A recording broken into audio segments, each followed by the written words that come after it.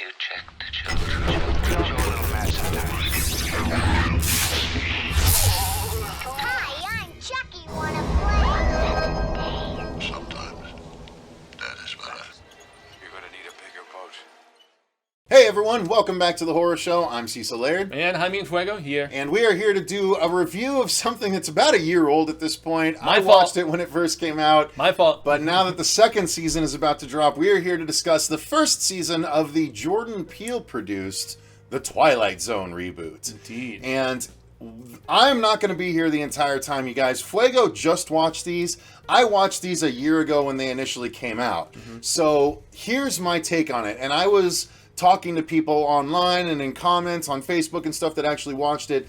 I was arguing with a lot of people I was finding, and here's why. I really liked this series, but I'm going to give you the caveat that I never watched more than 1 or 2 episodes of the original Twilight Zone. I have never seen anything beyond that. I think I watched The Last Man on Earth. Where is everybody?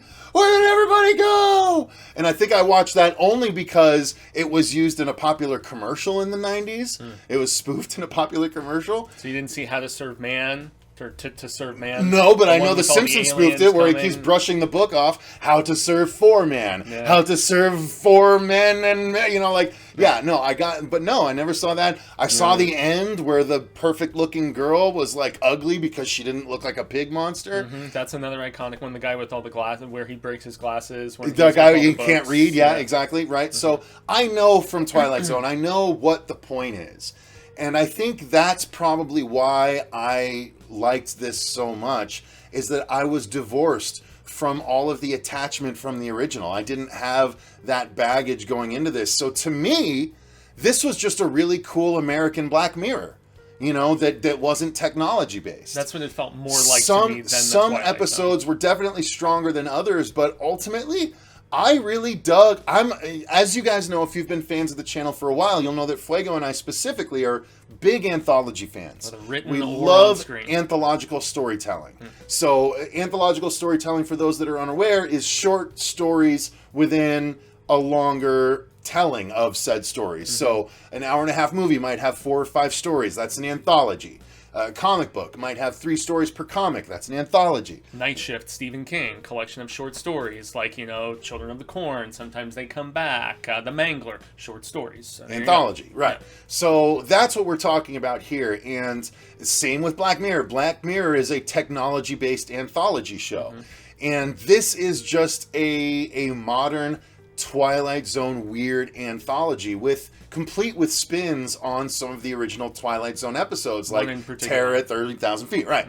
So my overall thoughts were, I really enjoyed this. I specifically really liked the first episode, The Comedian with Kumail Nanjiani, who has absolutely blown up in the past couple of years, as well as I really liked the Adam Scott Terror at 30,000 Feet. Even though there was no creature, which was the biggest letdown for me, I actually really liked the podcast angle because I've been such a podcast fan for the past 12 years. Yeah, I mean, having done that story twice already, and then even once before with the Richard Matheson short story, because it was a short story he wrote, then he wrote the teleplay for it with William Shatner, and then they remade it with John Lithgow for the Twilight Zone movie. So To say nothing of the Simpsons one that everyone knows. Oh, There's exactly. a gremlin I on the love side that of the one. bus! Treehouse of Horror, man, Yeah. for real. Yeah, amen. So, and then when you get to the end, the 10th episode, which is the meta episode, Meta is all I hell. adored that because Zazie it was Beetz. in the vein Yeah. of those supernatural episodes that we like so much, where Yeah, it's yeah. the real guys and not like, and so it delves into the making of the show, and they Jordan did Peele like Jordan playing Peele himself. playing himself, like, so I loved it. I really found very few gripes. The one gripe that I had was the most obviously shoveling a political agenda, There's a couple of which them in is here, the man-hating the one. one with Taissa Farmiga. Right, the second to last one, I think. It's like, I It- was and- like, this agenda is so obvious, I cannot enjoy this episode. Yeah, and that one ended very abruptly. And I mean, I felt like there was a ton more story to tell with them, like going through, you know, all of these men who have gone nuts and stuff, and you know, those who haven't, who didn't have like interaction with the space rocks that came down and stuff. But I actually don't think I hated that one as much as you did for whatever reason, but I just felt that was the very, most like, heavy agenda. It was very beat you over the head, Right. you know. With The rest, I felt like they were just a story, and everything is pretty much subtext. So what I'm getting at from my side of this, because I'm going to hand over the reins to Fuego for the majority of this episode, I think it's a well-acted, well-produced, beautifully production designed, well-effected movie or a show through the whole thing, and I'm very excited about a second season. So I know this show was getting a ton of hate, and Fuego walked in today saying I wasn't the biggest fan, so I'm like, I'm going to jump on for the opening to say, as someone that I'm not an uninitiated Twilight Zone fan, but I have not seen the majority of the original stuff, so I don't have that attachment.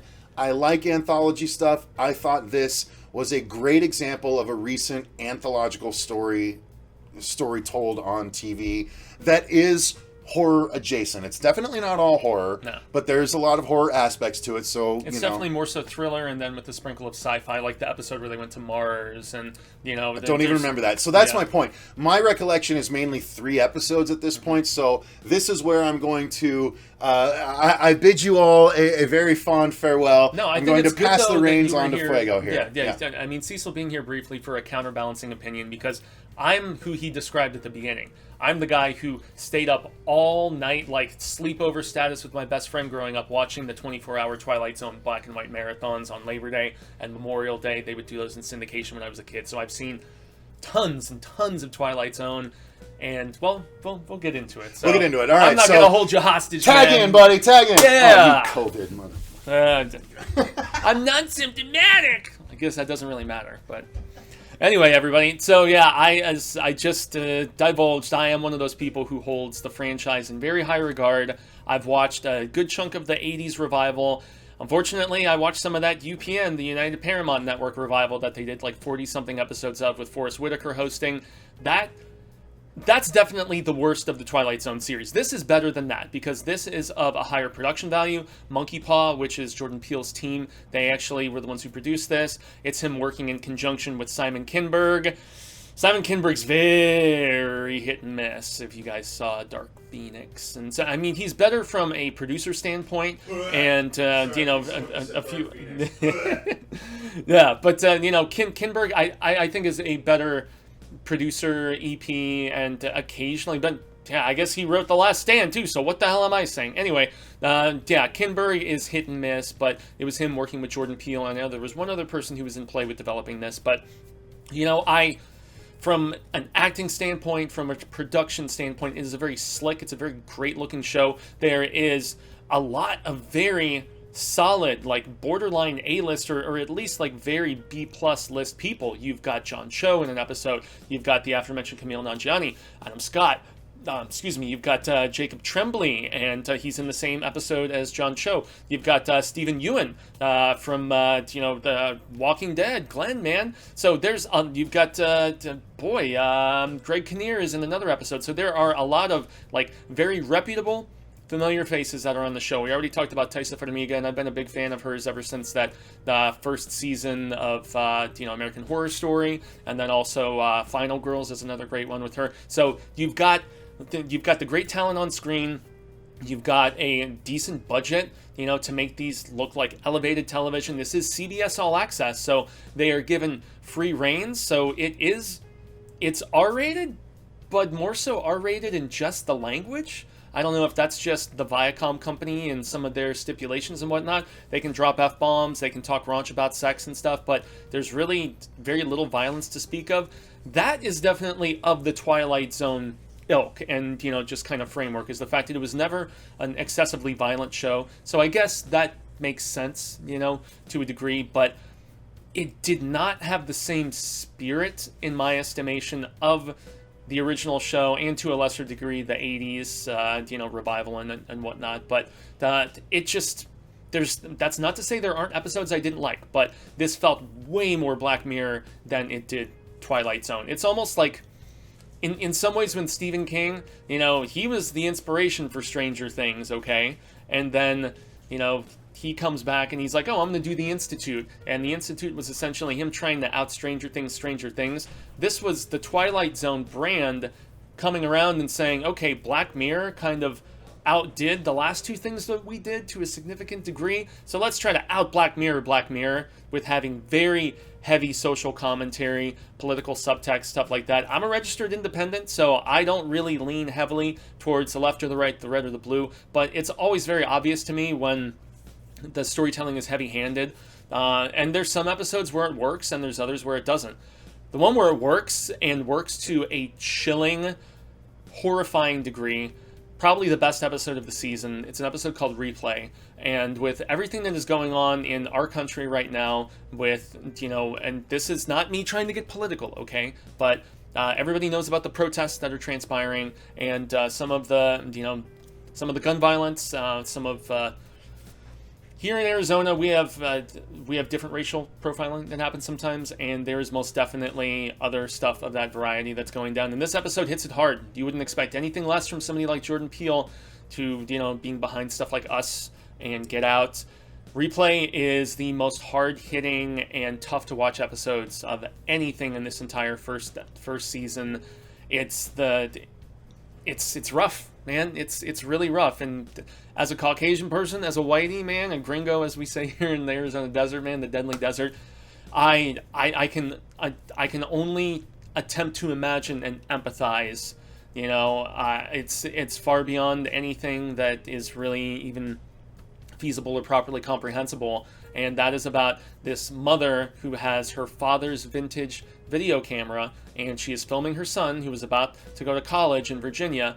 And there is a highway patrolman who hassles them excessively, who was in the same diner as them at the beginning, and he pulls them over, he proceeds to harass them, and it just gets worse and worse and worse. But the thing is, she realizes that when she presses rewind on the camcorder, that she can actually rewind time. So it's one of those stories. I love time traveling stories, but this one, there's not a lot of joy in this story. It's very rough, and there's laughs and more of a whimsy with some of the other episodes. Most notably, the fifth one with John Cho, man, I'm not sure how to properly pronounce it, regrettably, and Jacob Tremblay, the Wonder Kind, I think it's called. That episode just pissed me off.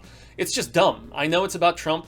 I don't like our president particularly either. And if you do, that's to each their own. If you hate him, that's to each their own. But just the execution in that one was way too heavy-handed. It's about a kid who, he's speaking to the people, and, a 12-year-old kid gets elected president, a 12-year-old YouTube sensation who does like a Miley Cyrus style, USA, aha, rah-rah music video.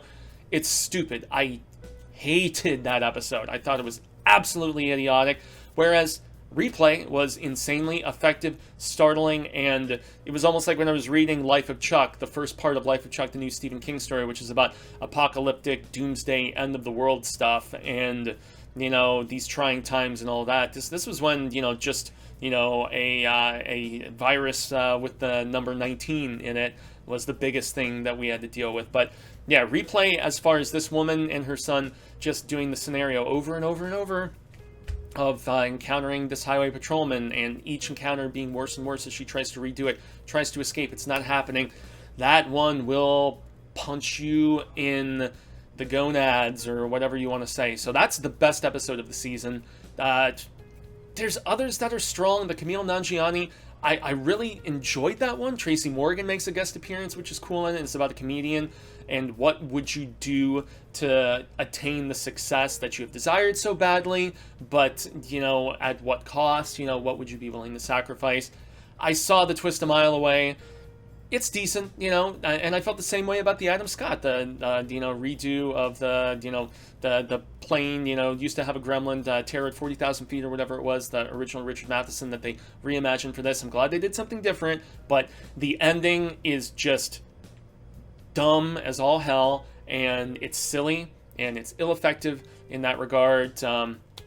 A few other episodes, at least, of note. Stephen Ewan, the one that also has Greg Kinnear. It's about we're not sure where this person is, who randomly shows up in a cell, and it's Christmas. I don't know why we needed a Christmas episode in April or May or whenever it was that this came out, but Stephen Ewan's character just randomly appears in a cell on Christmas Eve, and people are trying to figure out what the deal is with him. So, I mean, it's interesting to a point. just like most of these episodes are interesting to a point. There's another one called The Blue Scorpion, about this guy whose father dies, and he discovers, as he's cleaning out his home, a gold revolver with a blue scorpion on it, and it has bullets in it with specific names on it, and his name is Jeff, and he keeps encountering people with the name of Jeff. Didn't particularly care for that one. I mean, these, for me at least, ranged from pretty good, aside from Replay being the best. And, the mission where they go to Mars, I must admit, that one, for the fact that it was full-on sci-fi, I'm very, very, very partial. The fact that Bradbury was the name of their ship that they went up in, and the twist at the end is actually very satisfying. So that one, episode 6, I believe it was, the Mars mission episode, and Replay are probably my two favorites. Wonderkind with the child becoming president, maybe my least favorite. And also the meta one that Cecil talked about, it was too on the nose meta for me. I don't know. And on the CBS All Access app, they actually have the option to watch everything in black and white. So you can watch them like old school Twilight Zone episodes in black and white. Problem with that is in the 10th episode specifically, Zazie Beetz' character, whereas Jordan Peele is playing himself and a couple other people are playing themselves, Zazie is actually playing an actual character in this. Seth Rogen plays himself in that one too. He makes a brief appearance. But the issue there is that there is a point late in the episode where they go from color to black and white, and it's very distinctively signifies a change in the story and a big kind of plot twist and confirmation that you have suspected about a writer actually being in an episode of the Twilight Zone. And if it's black and white the whole time, you don't have that impact. Sorry, doesn't happen. So I guess I've gone over the predominance of my overall thoughts on this, and I think we covered just about every episode in what Cecil talked about and the few that I mentioned here. So yeah, they range from, really good, like Replay, and to a lesser degree the Mars episode, to just very forgettable and lame, like the Wonderkind episode, and just ill-effective and not in the spirit of Rod Serling. And Rod Serling shows up at one point in this. It's like Tarkin level Rogue One as far as just bad looking. I mean, I honestly think they did Humpy Bogart better in a recreated version courtesy of Robert Zemeckis on Tales from the Crypt. We're going to talk anthologies briefly. So that was really, those overall impressions encompassed, a lot as far as acting and visual effects and stuff. Hey, acting, as I said, is great from all of those terrific guests that we have. Nobody drops the ball in the acting department here. None whatsoever. And there are occasional interesting stories, at least as far as setup goes. It's the execution often. And with these episodes ranging from 50-something minutes all the way down to 30, barely over 30 in a few cases, there's some that have time to develop and become a little more interesting, and there's others that are relatively forgettable, and they're just like, very quick and over, and that's about it. Once again, it affects the set design on a few episodes, in particular the Mars episode, really good. But, and also, I mean, being on a studio set, it all looked very, very real and legit. I mean, they're probably on a real studio set as opposed to making a set of a studio set for that meta episode, episode 10. But, yeah, they put some money into this. Monkey Paw, Jordan Peele's company, they wouldn't muck around in that regard. They wouldn't, they honestly, very obviously care about this property, hence wanting to relaunch it. But for me, it was lackluster, and it felt like Twilight Zone trying to do Black Mirror in comparison with just feeling like more Twilight Zone. And that's where, I made the Stephen King reference with, Stephen King, Firestarter, Carrie, so on, whatever, and then Stranger Things feeling in the spirit but doing its own thing. And then, in turn, Stephen King being like, well, I'll outdo you and I'll do the same thing. And it just felt disingenuous. Regrettably, at times, this felt a little disingenuous to me. Obviously, if you feel differently, like Cecil did, that's totally okay. And art is subjective, as I constantly contend on this channel, everybody. So, hey, if you were down with it and you were super stoked for a second season, that's totally cool. I may honestly cancel my subscription until The Stand comes later this fall, since I've watched Picard, and there's not really much else on CBS All Access that I warrant $10 a month for, when for $11.99 a month you can get HBO Max. So I don't know. In any event, I have been Jaime and Fuego, and y'all can find them on all social media sectors, Twitter, Instagram, Facebook, here on YouTube. I do have a separate, smaller channel called Infotainment. If you feel the inclination, please check that out. It's non-spooktacular stuff, art house, indie drama, comedies, animated stuff, superhero stuff, Star Wars stuff. So that's over there. But make sure to like, share, subscribe here. Hit the bell so you get all of the notifications. Notch it up to all if you haven't done that just yet. And yes, then you will get notifications about every day when we put up a new video, whether a trailer reaction, review of film, television like this, video game Let's Plays, unboxings. I mean, we do pretty much everything under the scarific sun. And lastly, if you would like to tell us what to review, we have links to our Patreon there in the bottom. So I've been Fuego. Y'all have been awesome. The second season of the Twilight Zone premieres June 25th. So if you were down with this, stay tuned for that. And until the next time we see each other again, Fright fans, remember, stay scared.